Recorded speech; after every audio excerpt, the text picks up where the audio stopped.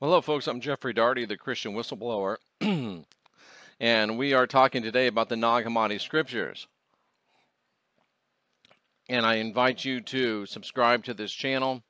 I invite you to like and share these videos so that we can get more people hearing and understanding some of the things we talk about. And today, we're talking about something that I find very interesting. It's called the parable of the broken jars, and it comes out of the gospel of truth, which is in the Nag Hammadi scriptures. And the parable of the broken jars says this. It says that, and we do encourage you to go to our website at jeffreydaugherty.com, christianwhistleblower.com. I encourage you to go to our Twitter at unindoctrinate, and also Facebook, Jeffrey Daugherty Show. Get connected. Get tied in as much as you can, and I do appreciate those of you that are helping support, both by your good juju and some of you financially. We do appreciate it.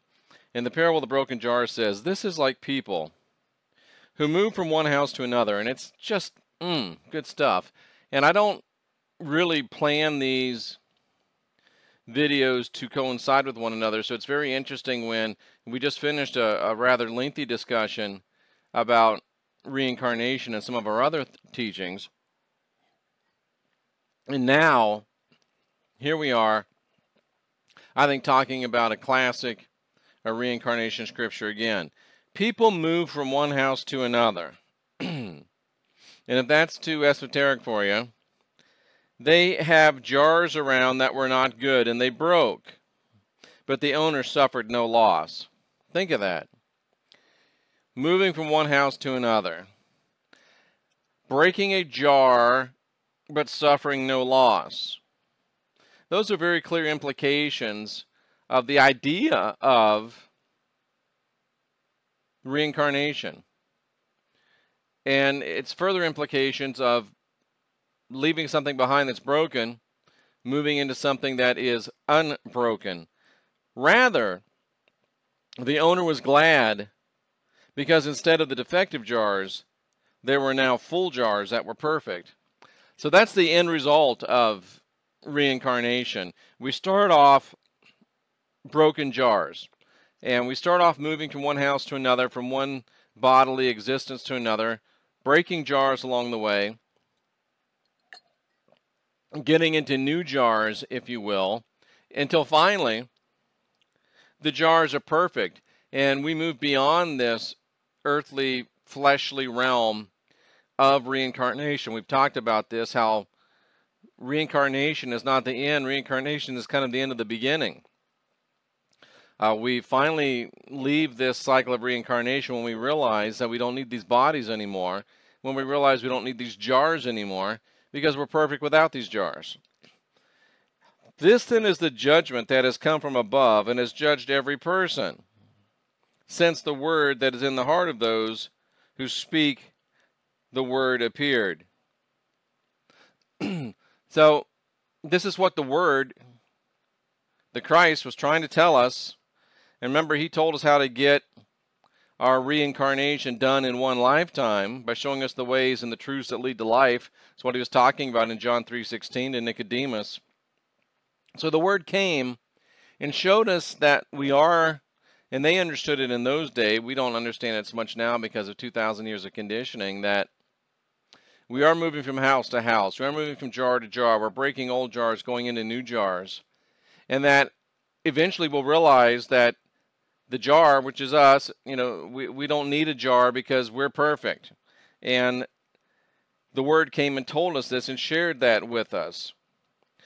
But when the word appeared, he uttered a sound, but he embodied sound, which is interesting because the word we think of in the beginning, and the God said, "Let there be light," there was light, and the God said. So the word, he embodies that word, he embodies that sound. He really is the Elohim of creation.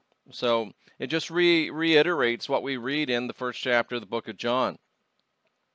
So there was a great disturbance among the jars. Again, we're talking about people running around in jars, right? great disturbance among the jars. And I'm reading from the Gospel of Truth, the parable of the broken jars out of the Nag Hammadi scriptures. For there were some empty jars, and there were others that were filled. Some were ample, some were depleted, some were purified, others were broken. And it's like we talked about yesterday. What are the purpose of parables? That they might hear, that they might see, and that they might not hear, and that they might not see, because some people are broken bottles in a sense of not complete bottles.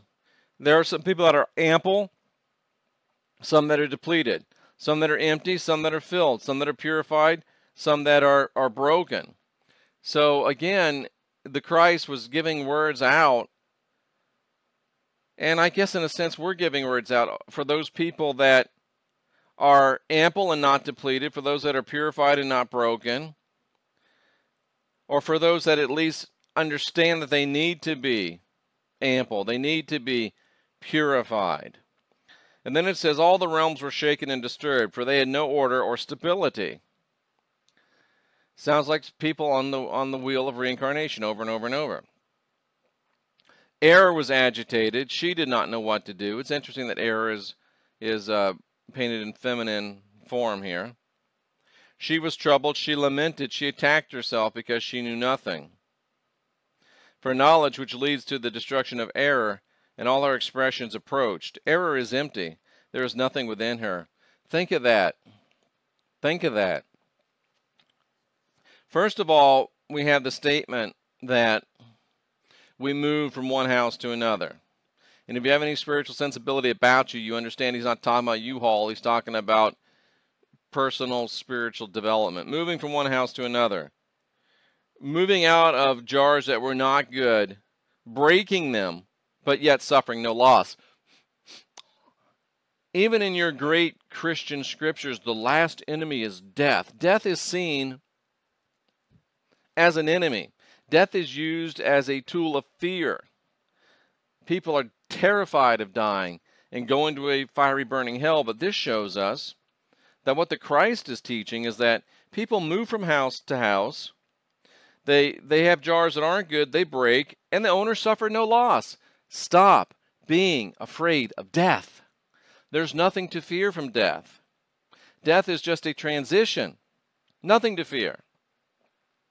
Don't let your pope, your priest, your pastor, or even your New Age dummy leaders make you afraid of death. Rather, the owners are glad to put off the broken, not good bottles because they realized they were defective jars and that they were full jars that were perfect. So it's kind of a difficult analogy to follow, and I'm sure that in the original language it's probably Coptic. This language would probably be Coptic. What was it?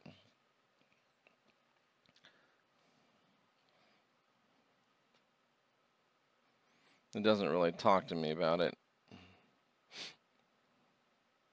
I believe it was written in Coptic, but at any rate,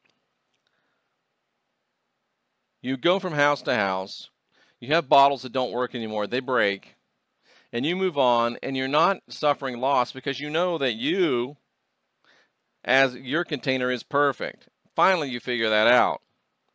And the Word came and told us this. The Word came and delivered this truth, and it caused a great disturbance among the forces of error, aka religion. And they really have fought to come against this teaching of reincarnation and of soul progression. They want you to think, like Paul said, it's appointed to men once to die, and after that, the judgment. Heaven or hell, turn or burn. They do that to scare you, and they do that to keep themselves in power. And they do that because there's nothing within them. They're error, and there is nothing within them. This is a message of hope, and I just lost my page. This is a message of inspiration. This is a message that should help us feel much better. And it's a nice thing to be able to give an encouraging, uplifting message. Too many times my message is corrective. But it's nice to be able to talk about something good like this. And I want you to help me continue to share this type of message. I want you to subscribe to this channel before you leave. I want you to like this video, share this video, and tell people about what we're doing. Tell people about what we're saying, and tell people about the tools we're making available to them. Because surely you know somebody that wants to unindoctrinate themselves. And of course, we want you to keep coming back. I'm Jeffrey Daugherty, the Christian Whistleblower. And all we do is help you unwind your mind and, of course, unindoctrinate yourself.